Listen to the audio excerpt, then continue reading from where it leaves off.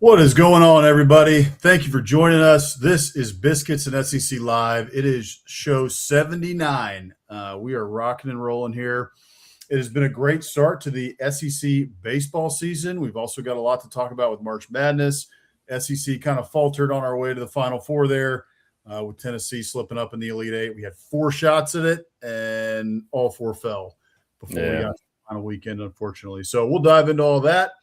We'll talk a little bit, too, about the big news of Will Wade coming back from NC State to Baton Rouge. A coming home party for him, per se, but an interesting – there's a lot surrounding that. So we will get into all of that. As always, everybody, Boss Man with you, Hammer, biscuitssec.com/newsletter. Go sign up for the Morning Biscuits newsletter. We got that out a little late today. There was a ton of news that we had to get to, so – we write it. It's comprehensive, all about what's going on around the SEC and around the country in college athletics as well. So it keeps you updated on everything you need to know. Free to sign up, as always. So be sure to go do that right now, biscuitssec.com/newsletter. Hammer, how you doing tonight? I'm good. Excited to, chat through the agenda, the items at hand, and a bummer in the NCAA tournament that we had 4 shots and everybody got ousted pretty quickly even. But not to fear. SEC baseball's here. Spring practice is going on. There's not a ton of news coming out of spring practice because everybody's pretty tight-lipped, but at least we're getting some interviews. You know, Pete Golding was taking the stand today in his first spring practice as the head ball coach at Ole Miss. So there's some like whiffs of football, going around, wafting through the airwaves, which is exciting. Yeah, without a doubt. This is message board season, right? There's speculation galore. There is, how's this guy doing? How tight was the spiral? Is he making the progress that we want to see? How's this freshman look? How does this new transfer look that we got in? A lot of that going on right now, which is a lot of fun. Why don't we dive in quickly here to basketball? Let's just start right off the bat here with March Madness. Weekend 2 didn't go exactly as the SEC had planned. To get 4 teams into the Sweet 16, you got 4 chances at getting to the Final Four. And not a single one of them end up going your way, and a lot of them end in blowouts, frankly. So Tennessee was the only one that got through to the Elite Eight. So we can start with them, and they played very well against Iowa State. Crush Iowa State, beat them pretty good. It's 76-62 is the final score there. And then you get into playing Michigan, and Michigan – I don't want to call them a team of destiny because there seems like there's a couple potential teams of destiny here. You've got Arizona playing extremely well, Michigan playing extremely well. And then on the other side, UConn took down Duke in maybe the most incredible game of this tournament thus far, and really one of the best games I've ever see. And then you've also got Illinois over on the other side as well. So we'll get into those games in a little bit, but give me some of your thoughts on Tennessee not being able to get past Michigan, 3rd straight Elite Eight for Rick Barnes, and isn't able to get it done to get to the Final Four. Is he ever going to get it done? Yeah. I love Rick Barnes. I think he's a phenomenal coach, phenomenal guy. And I also think, obviously his track record in March leaves a lot to be desired.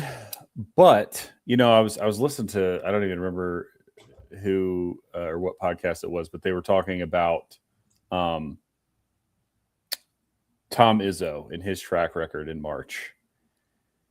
And it's really, really good, but there's not a lot of Final Fours. He's got 1 championship way back in the day. It's just hard, dude. It is so hard. Look at Coach Cal, right? Similar. Man, look at his record in March. So there's so many guys that have, I guess, a blip or more fleeting success in March than Rick Barnes has had. Getting to multiple Final Fours or what have you. But the longevity of what Barnes has been able to do now at multiple stops, and like you said, 3 straight Elite Eights. I mean, look around the country. Tell me what other coaches have done that and are doing that. And I know this is not, Tennessee fans love Rick Barnes, so this isn't like a referendum on, oh, you need to appreciate this guy. They appreciate him. I think it's more non-Tennessee fans, that kind of make the jokes about him. And it's like, dude, that's awesome. 3 straight Elite Eights is awesome. And his track record, he'd be the first to tell you he wishes he had more Final Fours or a national title even.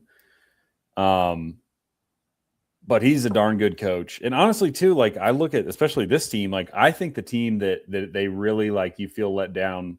I can't remember now if it was 2 years ago or just last year, but it was the Dalton Connects team that I thought really was, Final Four worthy and got beat in the Elite Eight. But this team, they were good, but it was kind of tough basketball to watch. They were scrappy, look, you get to the Elite Eight, you're a good team, but they were 6th seed. Nobody was expecting them to get there. So again, how can you look at what Tennessee was during the season, come into the tournament as a 6th seed, and they get to the Elite Eight, and you're like, puh, Rick Barnes can't make a Final Four. It's like, okay, give me a break. Yeah. No, I'm with you there. And same thing too. Michigan might be the one that wins it all. They are that good. So I'm going 50-50. It's either, to me, Michigan or Arizona is going to be the one that wins it all. Now that Duke is out, I think it's one of those two. And credit to us. Our 2 teams got to the Elite Eight, didn't get to the Final Four. But Purdue, you had Purdue winning. You're texting me luck ran out. I made this for us tonight. So rest in peace. I think last week Purdue Pete was coming, and this week he's dead. They narrowly escaped Texas. I think it was their luck was running out. Yeah. Tough go there for Purdue Pete, but the other games that we had there, Purdue to speak of. Purdue takes down Texas in a last minute thriller there. 77-77. Purdue gets a tip in with 0.7 seconds left, which ends up propelling them to the victory and pushes them up to the Elite Eight. Talk about Rick Barnes' former school, but also just talk about an impressive year one for Sean Miller. Sean Miller at the University of Texas, year number 1. You barely get into the tournament. You get into the play-in, and then you make a Sweet 16.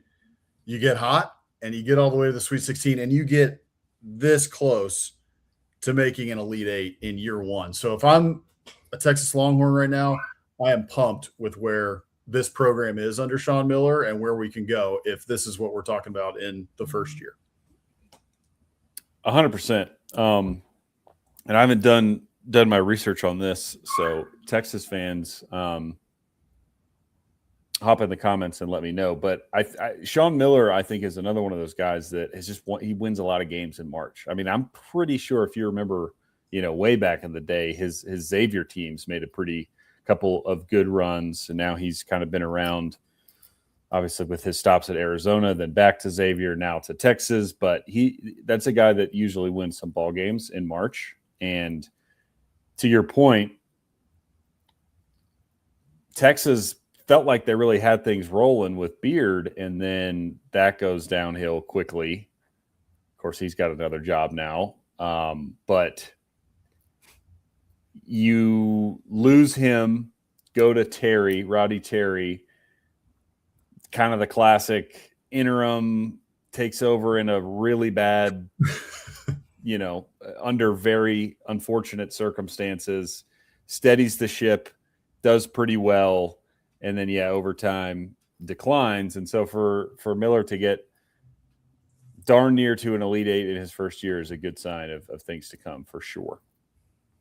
Yeah, I'm pumped if I'm a Texas fan. I don't know what they have coming in on the recruiting trail and in the portal, but I assume good things. Sean Miller has always recruited well, done a great job. So I think it's only up from Well, here for the Longhorns. and this is just a quick aside because speaking of the portal, I don't know if you saw this. A couple hours ago, there was a transfer from Belmont, committed to Tennessee for basketball, and a lot of eyeballs were raised. Again, I'm a big fan of Rick Barnes, but the portal's not open yet, and some kid's announcing he's committed to Tennessee. So I don't really know how that's happening, but I don't think anybody's going to do anything about it. So there's I'll that. be the first one to tell you, I don't think that Rick Barnes knew anything about this at all. This kid just on his own whimsy is committing to Tennessee. And Rick Barnes was probably going to accept it after the fact, but he had nothing to do with this. I'm sure he had no idea that this was happening. You're right. Plausible deniability. Yeah, without a doubt. This goes back to McDonald's Bagman era. Jeremy Pruitt can tell us all about that. You got to have plausible deniability. Got to have a couple degrees of separation here. So I'm sure Rick Barnes doesn't even know who this kid is. Who? Yeah. No, never heard of him. Don't know him. I'm sure he's a great player. Yeah. Well, we also had look, Coach Cal getting to the Sweet 16 here. We're hoping to see him make a further run, but one of these other buzzsaws, right? Arizona, 109-88 was the final score. We talked a little bit about that game going into it and what Arkansas was going to need to do. And to me, it was like they were going to need to crash the glass and they were going to need to just lock it down on defense. And that was what you pointed out, was like the defense is what scares you. Well, Arizona puts up 109 points, right? They just weren't able to keep up. Acuff has a great game, 28 points, but they needed a whole lot more than that in order to take down the Wildcats. So tough one for the Hogs. Coach Cal, I'm sure will be back if he doesn't take the North Carolina job. Who the heck knows who's going to take that job? Huge names up for that. But Arkansas gets taken down in a rough one, and that was the final one of the SEC that wasn't able to get it done.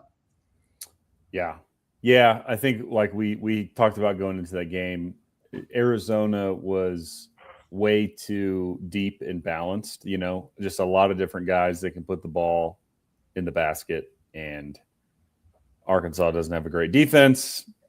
That came to fruition. I mean, 109 points in college basketball is crazy. I mean, I think you put in the newsletter, Arizona shot like 65% or something from the field. So, I mean, they were just, probably a combination of they're very good and they had a good shooting night and they were red hot, and also Arkansas not being that formidable of a, defensive team as we've seen bear itself out over the course of a full season. But I think too, I mean, just to go into kind of the Final Four and like next weekend, as you said, to me, the champion is coming from Arizona or Michigan. And Illinois and UConn look really, really good too. You brought up the UConn win over Duke. Amazing, incredible, improbable. Also, like, big time choke by Duke. A lot of different things they could have done there. Pretty simple, and they would have won that game. So, I don't know. I think Arizona and Michigan appear to be the class. That's not to say that Illinois or UConn couldn't do it, but I would be surprised if they do. Yeah, that's what I was going to say. Same thing. The game to me is Arizona, Michigan. That feels like the national title, and whoever is able to make it out of that game is going to be the one who ends up raising the banner and cutting down the nets. I'm excited to still watch the UConn-Illinois game. That's not to say I'm not excited for that game. I think it's going to be a great game. UConn, what they did in that game against Duke was unbelievable. And, both teams have great coaches as well. So you can't count them out for that reason, right? You got two coaches who are really, really solid coaches, obviously, especially Hurley at UConn, who's got a couple national titles under his belt. so you can't count him out. But at the end of the day, I think based on watching these teams during the season over the last couple of weeks, Arizona, Michigan, bit of a cut above, and I don't think that's a crazy opinion. No. But yeah, I mean, again, to your point, like UConn took out Michigan State. Michigan State was very good. UConn then takes out Duke. Illinois, for their, they take out Houston, who a lot of people were saying, oh, Houston looks like a Final Four team. Right. And then, they beat Iowa, who, okay, you could say was a 9 seed, but Iowa was playing very well and had beaten the 1 seed, Florida, out of that bracket. So Illinois is battle tested. They got a bunch of those Eastern European guys. And of course, UConn is battle tested. And like you said, Hurley, just not a guy you want to count out. Speaking of him, I'm curious, what did you think of the stare down / headbutt? I don't even know what you want to call that he pulled. He's just a bizarre guy. He's obviously he to me is college basketball's Jim Harbaugh. I think that's a very good that. That is a very good comparison. They're very similar. They're just the oddball, right? They're the odd duck, but they're very good at what they do. And whatever, like the odd stuff they do, you put up with it because they win games. And they know how to build a program. And the kids seem to love playing for them. Even though they're kind of a hard ass, they go ballistic mode every once in a while, and they just do weird stuff. But they win games. And so I think that's what this is. Dan Hurley is college basketball's Jim Harbaugh. And I do that specific instance, though, I don't know what the ref was doing. Like there's a couple of things, right? These are subjective things in terms of if you touch a referee, for instance, right? If it is during a timeout and you walk up to a referee, I've seen coaches do this many times, right? Like they'll put the hand on the back, or they'll kind of like put their hand like down at the waist of an official and kind of lean in to try to hear what he's saying or something like that, right? That touching of an official, obviously that's not a problem. It's benign, but whatever Dan Hurley did where he's like staring him down and putting his foot, like whatever that was in the moment makes absolutely no sense for what he did to even risk it to get a tech in that situation. What are you thinking? And then frankly, from the ref's perspective, I don't know why he didn't call a tech. I'm calling it. You should call a tech. I know the situation. I understand why he might swallow the whistle there, but that should be a technical foul. I mean, in any other situation other than, the time and the everything that was happening during the game, is that a technical foul? The answer is yes. I don't care if it's a positive play for UConn or a negative play. It's a tech. So that was my thoughts on the matter. I want to hear yours, but I do want to also mention, I put this in the newsletter. I think it was in the fun you may have missed, but if you were watching the game, I think maybe other than the shot, the best part of that game was Dan Hurley's mother's reaction to the shot. See that. Yeah. Right after. And she says, "Holy effing shite." and the camera caught it on tape. And she's, just the perfect natural reaction to what we just all witnessed, and then the call too, I thought was great. Not only Rafferty, but the play-by-play guy, I'm forgetting his name, but it's one of the Eagles. I don't remember if it's Ian or Ian or Noah or it's one of the Eagles. And I thought it was great. March is drama. It's like incredible. So anyway, yeah, I really like your Harbaugh Dan Hurley comparison. One more anecdote that emphasizes that is both are Catholic. Hurley is a I think pretty devout Catholic. At least he talks about it, and of course Harbaugh is. I'm with you though, and I hate that I'm taken up for Duke in this situation, but man, how is that not a technical foul? And I I heard an interview with Hurley, and I guess that particular referee he knows very well, and they seem to be, friendly. And like you said, generally speaking, I guess both Harbaugh and Hurley, if we're making this comparison, like I don't really have an issue with them. I kind of like them. I kind of like that they stir things up and they're good at what they do. I respect their craft, I guess, or their dedication to the craft. And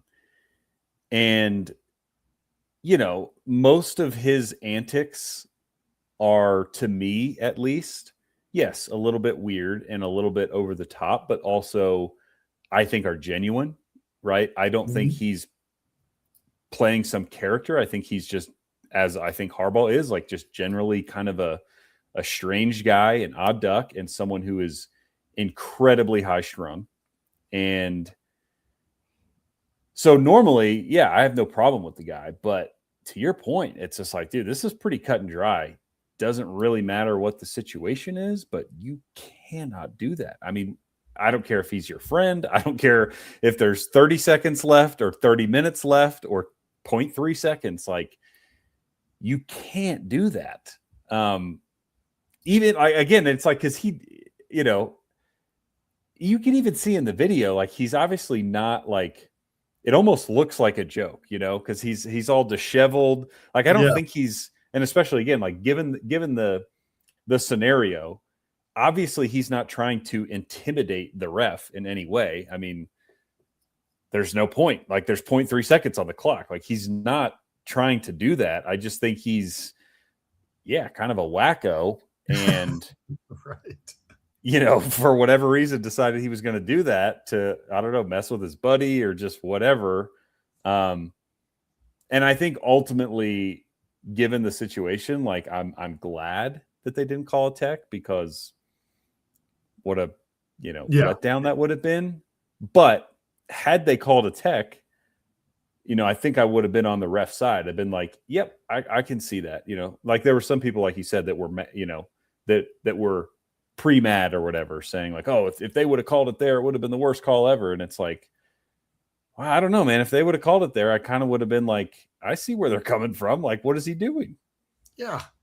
I mean, put it in this context. If he's in the NBA and he is coaching whatever team, say Oklahoma City Thunder, Bulls, whatever, he does that in an NBA game. First of all, is he getting a technical foul? Don't care what the situation is. Yes. Probably yes. Okay. Second of all, even if he's not getting a technical foul, even if he doesn't get a tech, is he getting fined from the NBA league office? Yes. Absolutely, no doubt. I mean, you might get tossed for that. Yes, you probably do. You probably just get tossed. Crazy. And of course, again, it's crazy. And again, like it's funny that it was Duke that was on the other end of it. So I'm happy with the outcome. I just, like I don't know what he was thinking. He probably wasn't. He probably blacked out, and he's just that much of a psychopath. But, I don't know. That was insane.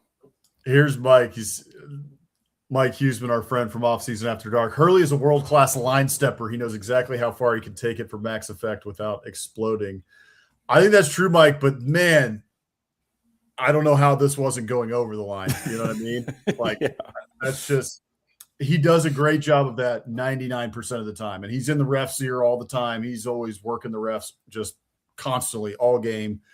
But this one, it was like maybe he finally went over the line, and he, the call didn't go against him. So, I mean, I guess maybe you could argue, right, that this was still part of the line stepping because the call didn't go against him. However, I mean, in this one, to me, he went over the line, and he should have got a tech and maybe tossed. And if the NCAA had teeth, a fine.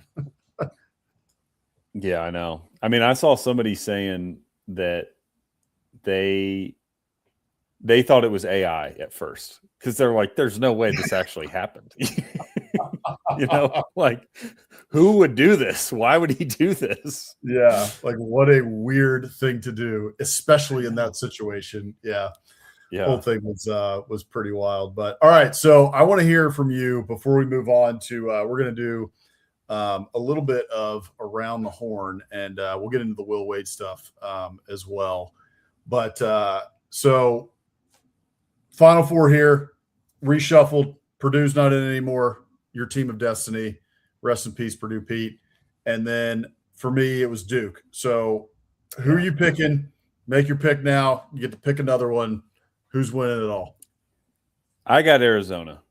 I think Michigan will be their toughest test. I think that will be a very, very big challenge for them. But I think they're just really deep, really talented, and they beat Purdue. So obviously,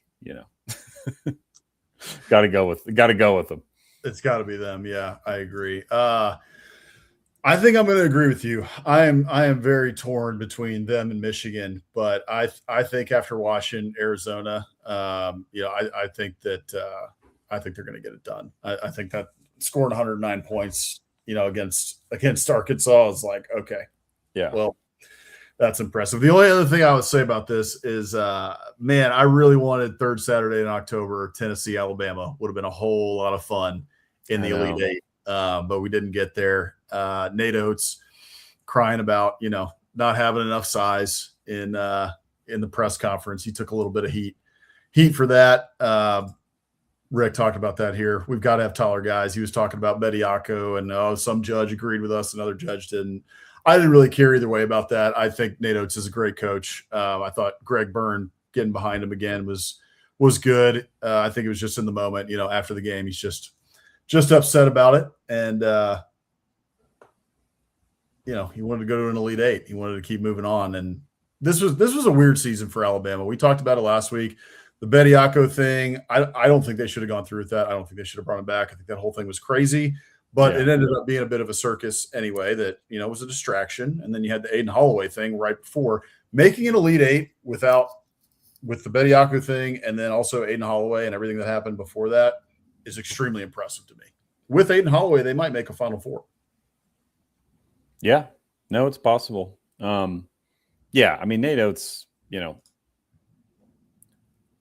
he strikes me as a guy that maybe wouldn't leave. And he's been very vocal about his love for Alabama. So I don't even know that they'll get down to him, let's say, North Carolina, that is. But I agree with you. I think he's a great coach. If I was, what's his name? Is it like Bubba Cunningham or something is the AD at UNC? Yeah. I would give Oates a very hard look and sell. Yeah. Again, I'm not sure that they'll get down to him because I don't know if he's maybe a splash higher enough. And even if they did give him a good look, I don't know that he's the type of guy that would bolt. But all that to say, Nate Oates is a phenomenal coach, and he'll keep doing that as long as he's at Alabama. They'll keep making Sweet 16s and further. He's been to a Final Four since he's been there. Like he's just a good coach. Yeah, no, I 100% agree with that. So, all right, let's quickly go around the horn here. Just wanted to shout out Mike. He's had the Wildcats since the beginning. So we're jumping on your bandwagon now. Yep, we're with you, Mike. All right, so let's go around the horn here quickly, and then we'll get to Will Wade and maybe a little bit of SEC baseball there at the end. But there's a couple things going on with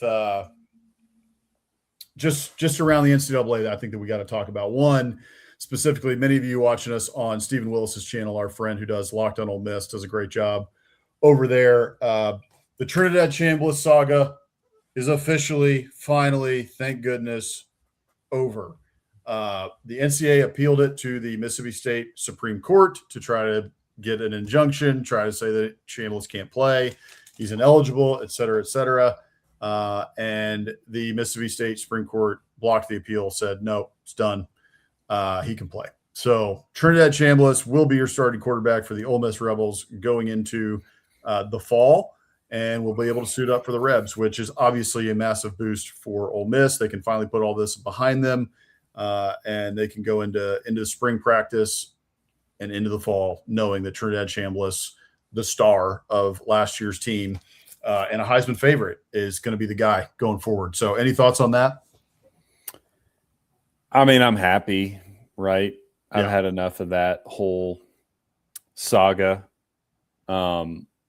As you mentioned, our friend Stephen Willis has been, of course, talking a lot about it, knows a lot more about it than I do, but I think he was kind of dead on pretty early on, just in that for whatever reason, if you talk to Stephen Willis, he'll just say the NCAA has an axe to grind because Ole Miss has gotten it in the shorts quite a bit over the years from the NCAA, but Sure. it always felt odd that was the hill the NCAA was trying to die on. Preventing a kid from getting a sixth year, which it sounded like he had a very reasonable case and explanation. And also, like, 6 years, you're kind of only asking for one extra year when we look around the sport. Like, dude, guys have been 6, 7, 8 years half the time. So it just felt strange that they were trying to single him out in that way and say, oh, no, you can't. TJ Finley can, or the kid from Miami who's going into his 7th or 8th year, whatever, like, he can play, but you can't get a 6th year. It always felt a little strange. And then, to I guess close the chapter, it's just further emphasis that under the current system, the NCAA has absolutely no teeth, no power. They just don't. And yeah, I don't know what the new system looks like. We could talk for hours about what it may look like. But either the NCAA is not involved, or they need help from, whatever, Congress, collective bargaining, whatever the agreement is that gives them some sort of power. They need that because they just don't have any right now at all. Yeah. Well, that's a good transition here to go to pine box legislation that is happening right now. This would not fix everything that we were just talking about. There's some other things going on out there, the SCORE Act, et cetera. I think this one is called the Save Student Athlete Act, or the Student Athlete something Act. Yeah. I'll put it in the newsletter, but I think it's just the Student Athlete Act, or maybe there's a save in there. I don't know. It has like the most boring name of all time. Like, usually, in Congress, they put these titles to them and give them some sort of catchy name that it's memorable. This one it's not memorable at all. But yeah, I think the Student Athlete Act, I think you're right. So Tuberville, his whole thing here is that he is proposing 5 years to play, 5 seasons in college, period. As soon as you get to campus and you're considered a student athlete, your clock starts and you got 5 years to play. You got the red shirt, everything that can work too, which gives you, or a medical red shirt, but all you get is 5 years, period, end of story, no ifs, ands, or buts. And then the other big thing is transfer one time, freebie, transfer one time. If you transfer again, then there's penalties like there used to be, which the penalty for transferring previously was sit out a year, right? You got to sit on the bench, and then you can play the year after that. So I think too, I can't remember if it's in this one or maybe it was in a different proposal, where there would be some stipulations about interconference as well. You can transfer, but you can't transfer inside the SEC, say if you play at Auburn, right? Or vice versa. If you play at Ohio State, you're not going to be transferring to Purdue or Illinois or what have you. So I can't remember if that was this one or not, but anyway, that's floating out there as well. But what are your thoughts on this? Do you agree? Do you think this is a step in the right direction? Would you support it if it continues down, if it does gain some traction in Congress?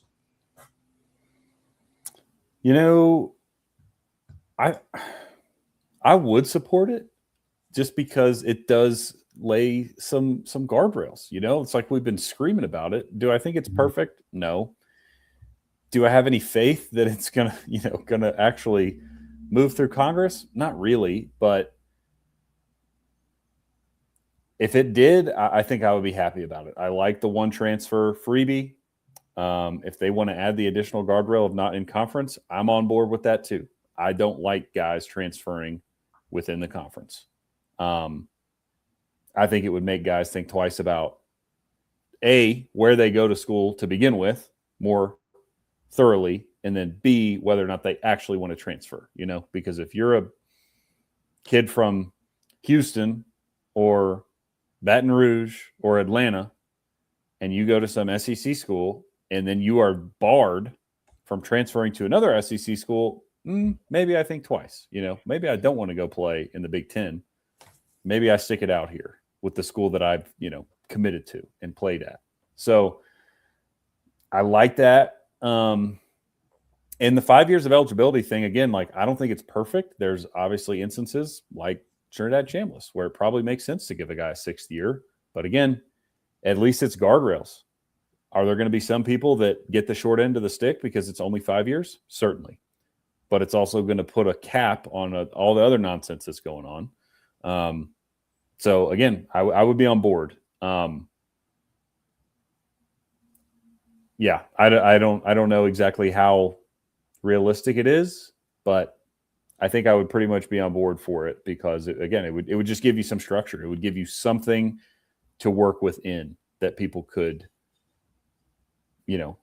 whatever the framework is going to be, let's set it and work within it. And this would be a start of some serious framework. I like it. My issue with it is that it's one piece of what needs to be done. And the first thing that has to get done is what's happening up here, which is we have to have structure at the top and an organization, whether it's the NCAA or anybody else who has teeth, because if this passes and nothing else passes, what are we going to have? The first time that somebody wants to transfer a second time, and these rules are in place and there's a body that can't enforce the rules. Well, then what are they going to do? They're going to sue and they're going to say, you're capping my earnings potential. Any other student who is, at whatever school can transfer as many times as they want.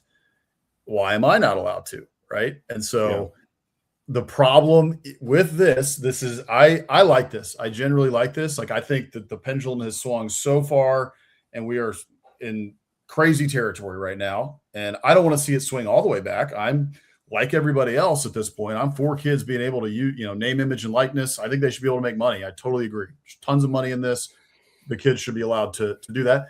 And even students can do that, right? Students can start a business when they go to Texas A&M or to Texas or Alabama, whatever school they go to, they're allowed to make money off their name, image, and likeness if they're just a regular student. College athletes should be able to do the same. But aside from that, I think that we've got to get some guardrails around and bring the pendulum back a little bit. And to me, really to get it back to, in a lot of ways, what college football, college athletics used to be, and how people fell in love with it, right? I mean, what we're doing now, I still love it all, but this is a completely different sport than it was even just 5 years ago. And it's accelerating, constantly accelerating. And I mean, people talk about it all the time, right? You and I know this. We would follow Texas A&M recruiting to a T all the time. I mean, we were on it. We knew kids visiting. We knew, who was talking to who, what was going on. Are we going to lose this kid to Oklahoma? Is this kid from LSU going to decommit and come here, right? And that was huge. Well, and then they would get onto campus, and you knew that you had them for probably 3 to 4 years. Yeah. They could transfer once, but there was, there's some guardrails around transferring. If you want to transfer, okay, but you got to sit out. There's a hill you got to climb. It better be smart. Otherwise, stay here and develop and play. And so you knew the rosters. That was the big thing. You could really get to know the roster. You might have a couple kids transfer out, maybe a couple kids transfer in, and then you'd have the kids who are coming in the recruiting class. I mean, there's people who are diehards who just don't even know who the heck is on the roster except for the top 10 players going into the fall. And then they learn it as it goes on, where it used to be months before you knew who was on the team, right? And you're looking at position battles and all that stuff. All that stuff still exists, but with all the transfers going on, I mean, you got teams that are bringing in 40-plus players in the offseason, whether it be from recruiting plus the portal or even just 40 players, period, from the portal. So it's craziness, and I think that we got to get back to it. So that's my one caveat to this, and my one stipulation is that we got to deal with the above, the whole shaboodle before we can deal with what Tommy Tuberville is talking about. I credit Tommy Tuberville. I know there's a lot of different opinions on him in terms of football, and I understand that, but at least he's trying to work to get something done and to push it. And obviously he knows the sport. And he also understands college athletics. And so he's trying to get something done. And he's obviously listening to people too, because I think there's a lot of people, in our space and fans and everybody else who's saying 5 years, we're sick of all these 27, 28-year-old players. That's craziness. We're sick of the COVID stuff that gave us, 8-year players. And the transfer portal's out of control. We let it go way too much, and now we got to fix it. So I applaud him for trying. Yeah. Yeah, I did too. I mean, my assumption would be, as you said, given his background, he probably has plenty of enemies in the college athletic space, but I'm sure he's got plenty of good relationships too. So, like you said, not only does he have firsthand experience, he's talking to people. He didn't just come up with this stuff. He's getting feedback from people that are either still actively involved or very recently have been actively involved. And these are guidelines they are telling him that they want, right? And so he's, like you said, he's making an effort. Is it perfect? No. Do I support it? Yeah. Because again, it would do something. It would accomplish something. I mean, even just like you said, the one free transfer. I mean, how impactful would that be for a coach in major college football to know for a fact, not 100% of the time, but let's say 90+% of the time, if I bring in this kid in the transfer portal, I will have him for 1, 2, 3, 4 years, depending on his eligibility clock. But I know he's not going to transfer again because he would have to sit out a year. Whereas right now, man, you just buckle in for one season and then hope next offseason you don't get a call from his agent, or your GM doesn't get a call from his agent and say, hey, this is what we need because we got 20 offers out there for X amount of money and he's gone. And that's what I think really bothers me, as you said, because it's, from a fan, it waters it down, but also from a coach, it's just like, as you mentioned, like, this is a reasonable request here. Hey, you want to transfer once? Go ahead. But like more than that, we got to have something in place here, to protect the kids from themselves, because 18, 19, 20, 21-year-olds with agents that do not always have their best interest in mind. And their uncle. Need guardrails. And then on the coaches, just to make their job more reasonable is, okay, I'm bringing in these guys in the portal. 95% of them, are going to run out their eligibility clock with me. That's a very just helpful thing to know in terms of roster construction and just time and effort in the offseason too, whether it's renegotiating with guys on your roster that, again, is wide open, or each year having to try to, bring in all these guys because, we brought in 20 guys from the portal last year. Well, 10 of them just hit the portal again. So not only, do we have to replace them, but, we got to figure out who we're replacing them with, right? We got to hire a whole staff to scout the portal. Let me rephrase, to pre-scout the portal and pick and choose guys, because I know that, half of these guys are going to be gone. So if that happened, I would be on board. Yeah, I agree. There's a bunch of different ways we could go with this. We could talk about this for, an entire 2 hours, but the one thing I do want to say about this that could still be an issue, that this would not completely solve some of the issues that we're talking about here, because if you get one free transfer and the transfer portal's open, say you're a sophomore, right? And you have your breakout season, you're a wide receiver or something, right? Or you're a left tackle and big recruit, do a great job. If you have one free transfer, it might not be in conference. And Mike is telling me here, he's helping me out here. It would allow the conferences to set those rules. Okay. So the SEC could say you can't transfer within the SEC. the Big Ten could say you can't transfer within the Big Ten. I don't know if they would set those rules because then you might have a talent drain that from the Big Ten to the SEC. So you may say, I don't know, screw it. Like, you want to transfer from Ohio State to Purdue or Purdue to Ohio State, then fine.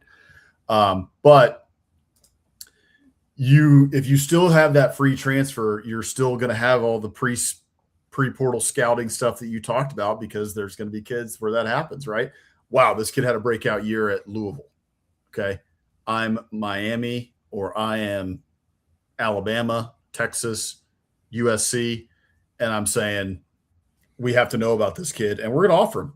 To heck with it, unless there are actual tampering can be brought against schools, and actual teeth is given to NCAA or whoever it is, right? Because if that's not the case, then that tampering is still going to go on for that 1 year, and because then the calculus is we can pay this guy a lot more. We can get a proven wide receiver that comes in day one. We know he's going to be solid. And then when we get him on campus, he's probably not transferring again. Right. Mm-hmm. So that would be the next problem that would arise out of what Senator Tuberville's legislation is. Yeah. Yeah. I mean, like kind of what you said, it's like, we would support this. Hopefully there is some movement or some traction, but there's a lot of other issues that kind of would prevent it from really getting any momentum, because it's, you're kind of putting the cart before the horse.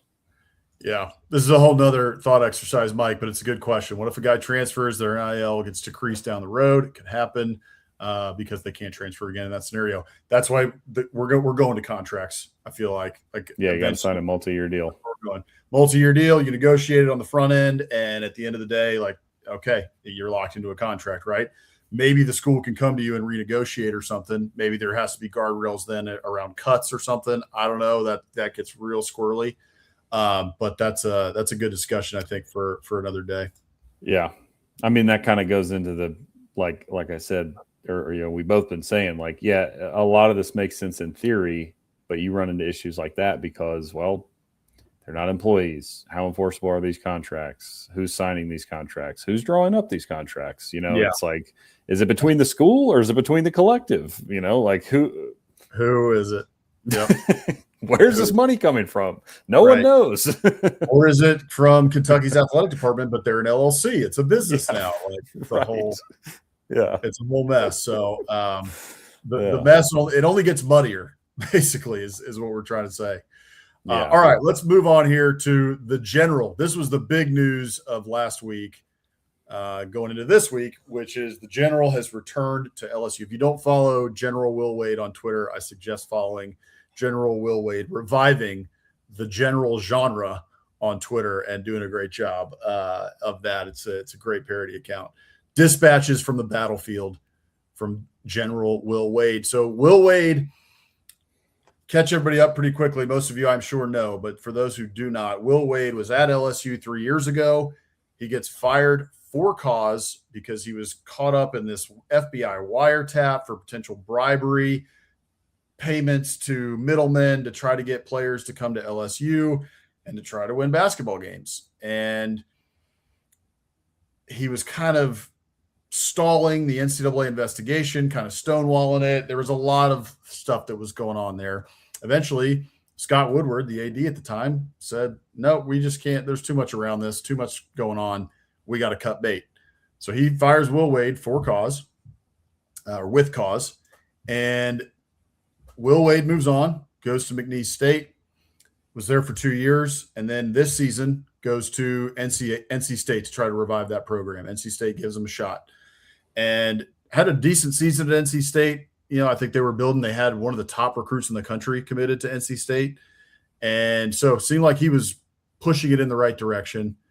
And then Matt McMahon, is that how you say his name? The LSU head coach, former LSU head coach. Yeah. Just doesn't go very well over the past 3 years. It was pretty meh. 500, I think, total over 3 years. Not what LSU wants, not what LSU expects of any of their programs.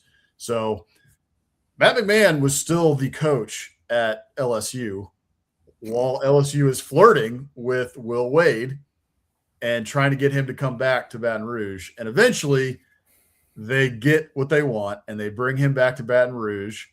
And NC State gets left in the dark, and LSU brings back a coach they fired for cause 3 years ago. So the whole thing's crazy. There's a lot to dig into, a lot of like Twitter drama underneath it all to look at. But what's your take on this? What do you think for LSU? LSU fans are pumped. Yes, LSU fans are pumped, and our friend Mike has a good comment here that NC State fans are not taking this well. No, they're not. Yeah, I mean, I don't know. Like, I personally, I guess I don't really like it. Not from a basketball standpoint, but just kind of from a, I don't know. Yeah, just a personal standpoint. I don't really like the way that Will Wade went about it at NC State. I don't like the way LSU went about it with, as you brought up, not firing their coach until they had him locked up. And I just don't know that I love, like, I don't know. This is probably me being oversensitive and kind of a L7 weenie here, but I just don't love the fact that you would fire a guy and then 3 years later bring him back. I know times have changed. Things are legal now. And like another guy that got wrapped up in that wiretapping was Sean Miller, who got fired from Arizona. He's at Texas now. He's got another big time job. So I get it. It just feels weird going back to that school. And that's my personal opinion. If I were an LSU fan, of course I'd be happy. He did very well at LSU. He was beloved by the fan base. Oddly enough, all the wiretap stuff made them love him more because they saw him as some sort of a gangster. And so, yeah. And you brought up, they've been really bad, like really completely irrelevant in especially within the conference since he left. So obviously they should be excited. I think, I think he makes them a tournament team kind of at the very minimum every year. So again, a lot better than what they have been. They haven't made the tournament since he left. So I think, of course, if you're an LSU fan, winning is all that matters. You want to win. You want to watch a fun basketball team that gets into March Madness. He's probably going to deliver that. Personally, it feels real slimy on a lot of different, from a lot of different angles. It feels real slimy, but a lot of college athletics is pretty slimy. So, yeah, no, I think it was. The funniest part about this to me is that LSU just embraces it, right? They have been a villain for a long time, right? If you're not an LSU fan, like the greater college athletics, like, yeah, screw LSU, right? But they, at this point, they're just like, they're doubling and tripling down on we're the villains and we do not care. Like, come and get it, come and take it. Like, coming into Death Valley is going to be hell, and we're going to make sure it is. And if the coach isn't getting it done, we're going to figure out how to get it done. We don't care how slimy it's got to be to get that done. We don't care how ugly it's got to get. We don't care how much money we have to pay for the coach to leave, to get a new coach. We do not care how this looks, period, end of story. We're going to get what we want, and we're going to do it, and we're going to win, period. That's it. And to a degree, I just kind of respect it. It's like, they're just like, you know what? Yeah, this is an ugly business, and we're going to play the game. Who cares, right? Yeah. Sue us, and that's exactly what they do. They've done it, and now I've seen so many good nicknames on Twitter for people, what they're calling, the triumvirate basically of Lane Kiffin and Mulkey and now Will Wade. And if folks want to go look, you can go search a bunch on Twitter. There's some pretty funny ones, but yeah, that's the nature of this athletic department at this point. It's like, you know what? We're the villains. We embrace it. We don't care. We're going to kick your butt anyway, Yeah. Yeah. And I think for Will Wade, again, I almost feel like when I first saw this news coming back up, I kind of thought, I was like, man, why would you do that? Like, A, they fired you. B, I don't know that LSU's much of an upgrade from NC State, like neither one I would say has a super illustrious history in basketball, certainly not LSU, but also I know they care a lot about basketball at NC State, and LSU, like most SEC schools, I don't want to say they don't care about basketball, but like it very far backseat to football. Yeah. Sometimes a backseat to baseball. So I was kind of thinking like, man, why would he entertain this? He's got a relatively equal job. And like, again, they fired you. Granted, athletic director, regime change, turnover. So it's not the same people per se, but then I just kind of think about it. I was like, dude, it's just money, man. Like looking around, like the SEC's got money and we're seeing it. Like what the money LSU's throwing around is unbelievable. And Will Wade and his basketball roster is included in that. And as much as NC State maybe cares a little more per se, maybe with fan engagement than LSU, they don't have that kind of money. And I think that's what it comes down to. I think Will Wade obviously does have a soft spot in his heart for Baton Rouge and LSU. He's made that pretty clear. Right. So I think that plays a role, but also I think he thinks he has a better chance to win there than he does or did at NC State, which I think is the pill that the NC State fans are having a hard time swallowing, is that he viewed, and probably a lot of people would view, the LSU job as a better job. Yeah. I think that's part of it. I also think that Wade understood that he was going to come back to Baton Rouge in a weird way, a conquering hero. He's got the backing of the governor. The fan base never stopped loving him, right? Yeah. Even through the scandal, like you said, the wiretap actually like made them double down and be like, he's the Godfather. Like, he's our guy. Like that, we don't care, just win. You know? And so now he's back a conquering hero. And I think you're right. I think he thinks that, LSU is probably a place where you can win. They're going to put the resources behind it. LSU is putting stupid money into all this stuff just to win. And Peter Burns had a great tweet about it. I mentioned this on SEC After Dark last week, and I encourage folks to go find it and read it. He posted it last week on March 26th. But basically, I mean, LSU doesn't have money actually. I mean, they've got boosters and stuff who are paying some of this stuff, but at the same time, like the school has been in debt. They've had money problems for a long time. So it's kind of crazy how much is, and I know not all that's coming from the school. I understand that there's boosters paying these salaries, whatever. But even still, some of it is coming from the school. So we're trying to figure out all the money, the math that's happening here. But Peter Burns' tweet is great. Basically, they're making a bet. They're putting up $200 million, and their bet is that over the course of the next 5 years, they can make it back to make $250 million or more on these coaches. Now, a lot of that hinges on you got to win, and if you don't win, you may not hit black. You know what I mean? So we'll see. It's going to be very, very interesting to see what happens in Baton Rouge. I will say, too, not going so great for NC State. They are not taking this well. And Boo Corrigan introduced the new coach today and called him the wrong name twice. I didn't see this. I didn't know they announced the new coach. Conference. I don't know what the name of the NC State coach. Y'all can help me in the comments who they ended up hiring. But the coach's name is not Jason, and he called him Jason twice in the opening press conference. So good grief. It's really, everything is going well in Raleigh ever since they lost conquering hero General Will Wade, who is now back in Baton Rouge. All right, before we get out of here, we are going to go just a little bit over time here, but we want to touch on SEC baseball, which is really heating up. We are through weekend 3.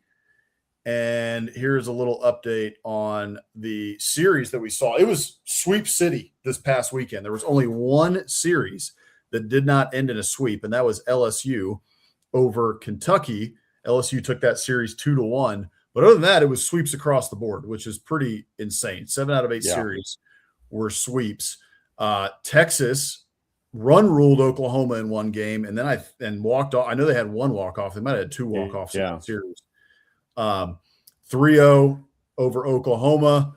Another big one too, Alabama, unranked at the time, gets a sweep of top 5 Auburn and walked it off in one of those games as well. And then another interesting one too, you got Vanderbilt, who takes down ranked Tennessee. So kind of in a sense, Florida too. Florida takes down number 4 Arkansas, and Florida is unranked, right? So kind of another week in the SEC. Like, you cannot rest on your laurels. You cannot take a break. It doesn't matter if this team is unranked. You're not going to walk into their stadium, and they may walk into your stadium and beat you. You got to be on your toes every single week in the SEC. Yeah.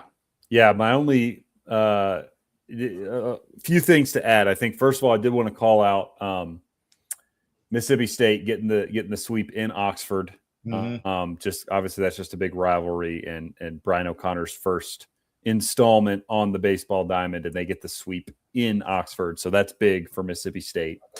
I think too, I did want to, just for Alabama, I think, we had brought up that they've been solid over the last couple of years, better than, historically they have been.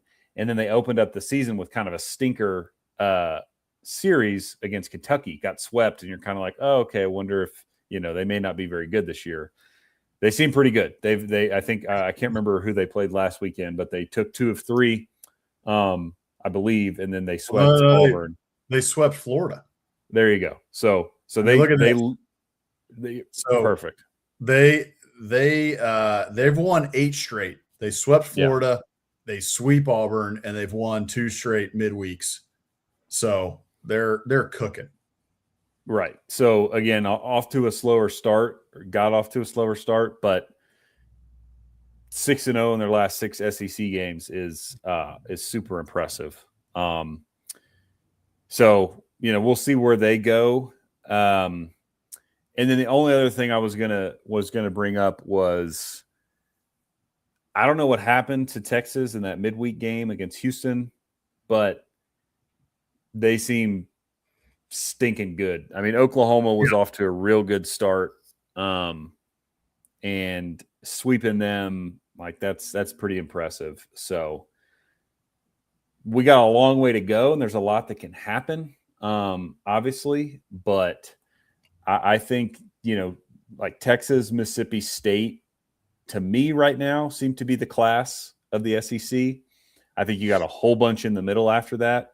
Basically, if you're looking at the standings, maybe you put Georgia in that upper tier, and then basically Alabama down to Tennessee, I think are all kind of any given weekend. Yeah. No, 100%. And that, like we said here, man, you cannot take a break when it comes to SEC baseball.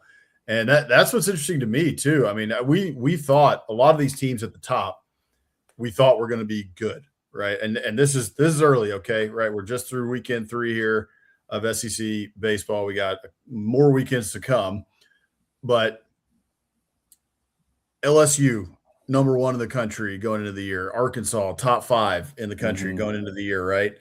And both of them having serious struggles out of the gate here in SEC play. Arkansas hadn't even hit 20 wins yet. They've lost 4 straight, 4-5 in SEC play. LSU, they've won 3 straight. They're showing a little bit of life. Maybe they are gonna make a run here and get back into it. But 4-5 in the conference as it sits right now, and 20-10. So those 2 teams specifically, and then Tennessee, of course, right? Like, everybody was wondering, what's it going to look like with Tony Vitello leaving? And so far, returns are, we'll see, like a little bit shaky. Definitely not what Tennessee Volunteers fans were thinking this season was going to go, thus far. So kind of like we talked about, I think it was last week, where maybe a situation kind of like A&M is facing in year 1, right? Michael Early last year, it's kind of like, is he going to make it even out of year 1? I don't think Tennessee fans are there yet. We got a ways to go. There are plenty of games left out there that the Vols can win. But and Michael Early's still there. Michael Early is still with the Aggies, and they've won 6 straight. So talk about another team that's hot. A&M's pretty dadgum hot right now. Swept Mizzou this past weekend, as they should have done. I heard others, including I think the guys on SEC Unfiltered were talking about this, that A&M really needed to have that series for Michael Early. Like, you cannot lose that series 2 years in a row if you are the Aggies. So yeah. So it should be fun. I mean, obviously we follow A&M a little bit closer than the rest of these teams. A&M can rake. They are smashing the ball at the plate. Their pitching staff is decent, and that's kind of where their weakness is right now. But entertaining baseball to watch because those guys mash, as do a lot of these SEC teams. So that's it should be fun. I mean, we got a whole nother month and a half of awesome 3-game weekend series before you get into the conference tournament time. Without a doubt, 100%. So it's going to be a lot of fun here getting into the next month of SEC baseball. All right, let's close it out here. We have got the Leach Coach of the Week. We got a good one this week. I'm excited about this one. But you are the one who put this one together, so I'll let you lead it in. Yeah, we actually had quite a few, some weeks during the offseason, it's real slim pickings, but we had quite a few this week. Obviously, the Dan Hurley thing, we talked about that at length earlier. There was also a Ben McCollum, the Iowa coach. There's a pretty funny video of him like kind of rolling his eyes and shaking his head and spits flying everywhere as he's obviously annoyed and pissed off and making fun of some guy in his huddle. That was good. And then, Kurt Signetti talking about what was the guy wore cleats or the wrong cleats or shiny cleats or pink cleats or gold something? Cleats. I think it was gold cleats. Yeah. So he said that some receiver that transferred in from Michigan State was wearing gold cleats to practice, and he just said that he got his ass ripped that day and learned what a good, learned what a good ass ripping feels like, and then said, I don't know that he got any of those at Michigan State. Yeah, took a little subtle shot there at Michigan State as well. The Spartans are soft. Right. So that was kind of funny and fits Signetti to a T. I mean, I don't remember the name of the wide receiver, but yeah, why would you even think you could wear gold cleats in Signetti's practice field and not get torn to shreds? So that was good, but none of them won. I think this is the first time winner, although I believe he's the first time winner because he's been climbing the ranks over the years, but has had some pretty good quotes over the years as well. And a guy that I like to follow, Mike, I know you're familiar with him, former Marshall, then Southern Miss, now Memphis coach Charles Huff, talking about opting to not play music at practice, and I thought this was very good. When the Navy SEALs get ready to go do a mission, they not listening to Little Baby. When they training to go to war, which we're training to go to war, they ain't listening to NBA Youngboy. So Coach Saban trained us like that. We should be focused on what it takes to execute the next play, not who's on the ox, who's pressing play. I've never seen the military get ready to go on a crucial war mission with NBA Youngboy playing in their heads or in the background. I tell the guys all the time, if I got to play music to get you to play the game you love at a high level, we've got the wrong guys. To me, this is a business, and we got a job to do.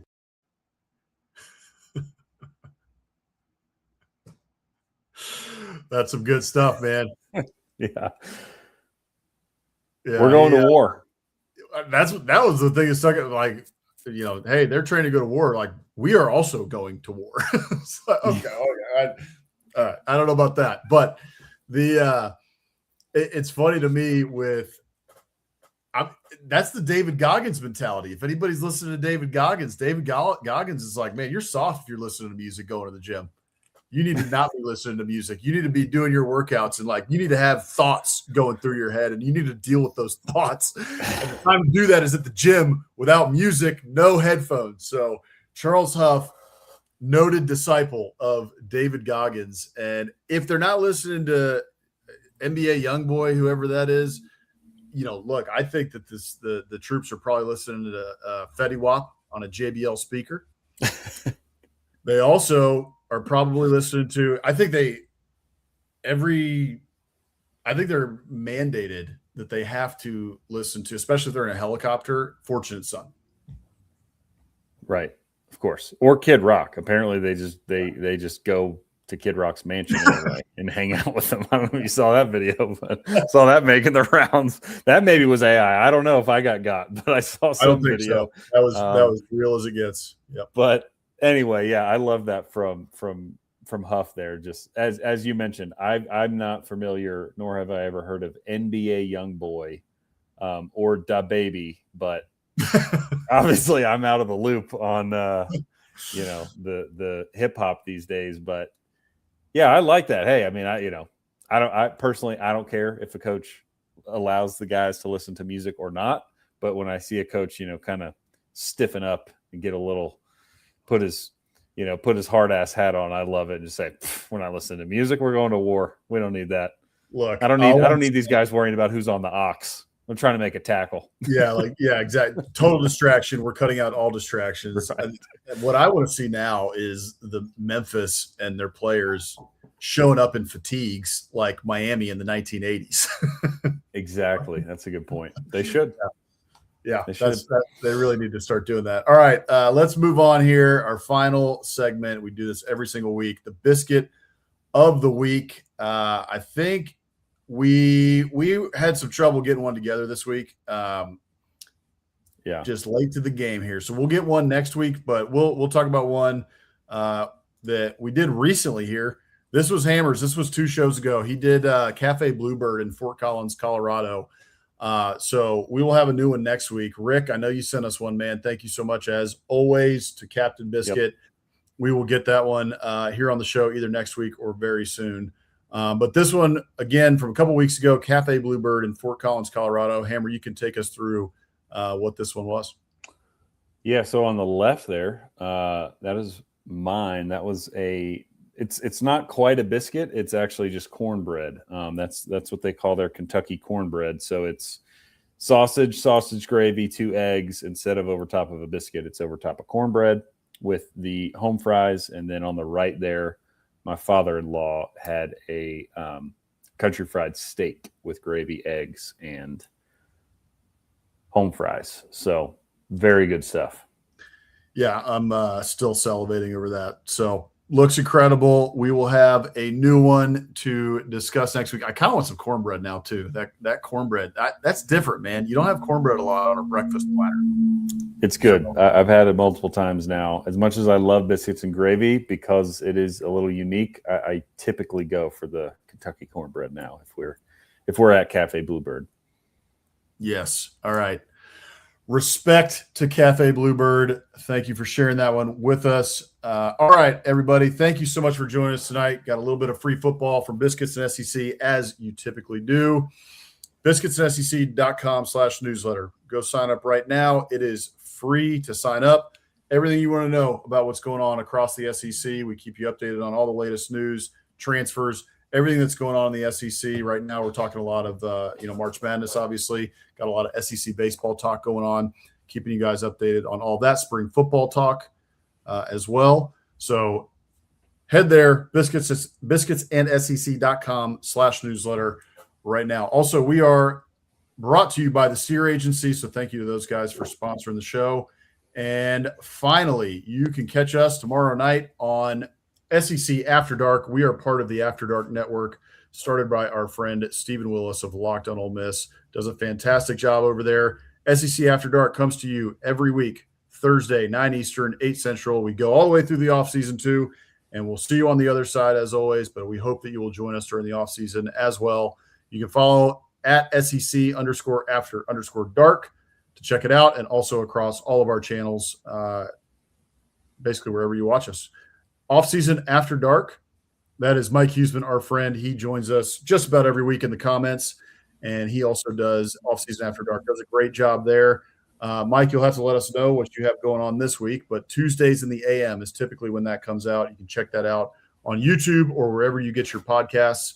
Jake Thomas does a fantastic job there at Bama After Dark. You can follow him, Bama After Dark 2. Tuesdays, 6:30 Eastern is typically when he is going live. And he also does Tide Talk Live with Stacy Blackwood as well. Does a great job there as well. Regular Guys Pod, that is on an irregular cadence at the moment, but you can go and follow them to be sure to check it out when it does come back after their hiatus. But all right, everybody, it's been a great time tonight. Thank you guys all for taking the time to join us on Biscuits and SEC Live. This has been show 79, incredibly. So tell your friends about Biscuits and SEC. We hope you like what you're seeing, and we will be sure to see you guys tomorrow night for SEC After Dark and next week in the newsletter and right back here on Biscuits and SEC Live. Thanks again. Appreciate y'all.